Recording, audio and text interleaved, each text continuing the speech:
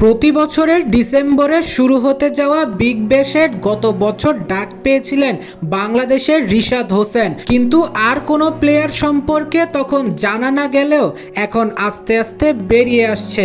শুধু রিশাদ নয়, tiger cricket থেকে আরও 2 ক্রিকেটারকে চেয়েছিল বিগ ব্যাশ দলগুলো।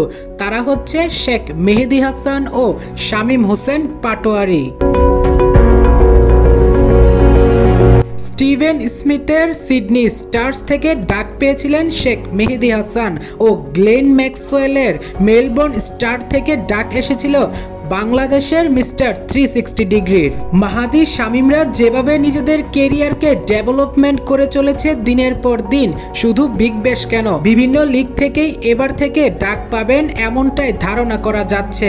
তবে মানতে না পারলেও এটাই সত্য, গত বিগ ব্যাশে 3 বাংলাদেশি ডাক পেলেও একজনও খেলতে পারেননি বিগ ব্যাশ, কেননা একই সময় মাঠে গড়ায় Bangladesh premier league BPL. Rishad Hossain যখন এনওসি পাননি, তখন শেখ মেহেদী ও শামীম হোসেনের এজেন্ট নিজ থেকেই দলগুলোকে জানিয়ে দিয়েছে তারা এনওসি পাবে না। এর ফলে আর বিগ ব্যাশ খেলা হয়নি শেখ মেহেদী, রিশাদ হোসেন কিংবা শামীম হোসেন পাটোয়ারির। বিষয়টি নিজেই নিশ্চিত করেছেন শামীম, শেখ মেহেদী ও রিশাদ হোসেনের এজেন্ট। সবার মনেই বইছে খুশির জোয়ার। তো কি হয়েছে, এখন থেকে ডাক পাওয়া শুরু করেছে টাইগাররা, আগামীতে তো খেলতেই পারবে, কেননা বিপিএল এর সময়সূচি পরিবর্তন করছে বিসিবি। কিন্তু তাদের জন্য দুঃসংবাদও বটে,